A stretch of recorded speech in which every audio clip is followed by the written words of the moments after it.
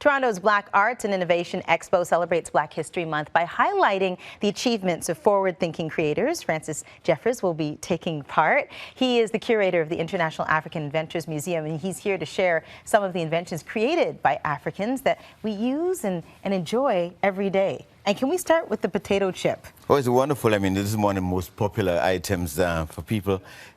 George Crumb. Interesting name. Yes, how apropos, right, for a potato chip. A biracial African-American and Native American who came up with by accident came up with the potato chip.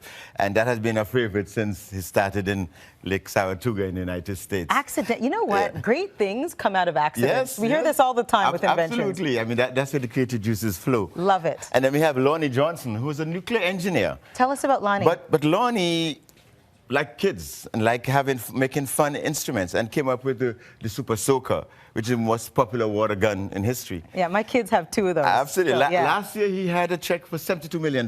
My gosh. Just some royalties. On the Super Soaker. On the Super Soaker. My Then gosh. There's the infamous or famous Jack Johnson, one of the most controversial black boxers of its time, the first black heavyweight champion, but who was also an inventor. It tells you that regardless of your background, if you have a creativity, you can do something. So he had 3 inventions. Even when they were chasing him across state lines for interracial marriage, he was still using his head and still coming up with inventions. It's an interesting story about people is how nothing stops them. Then you have Garrett Morgan, who was one of the most famous black inventors of all times, who invented the gas mask, which saved numerous lives in the World War I. And the traffic signal. And the traffic signal, which has become a worldwide phenomenon. Every country has a traffic signal. Of course, but the brilliance behind that. Right, and he's one of the 27 black inventors in the National Hall of Fame of Inventors in the United States. Yeah, and so he should be.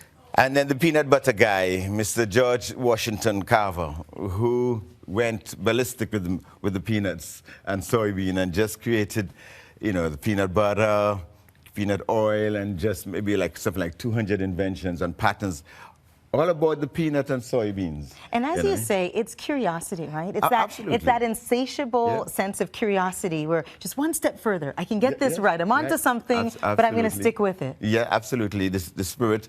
And then we have something much more serious, cortisone. I think anybody who's received any kind of pains in their cartilage or whatever have to thank Dr. Percy Julian for his work in development and of preparation of cortisone, which for most people who have arthritis and rheumatism is a life-saving in terms of their ability to walk and maneuver.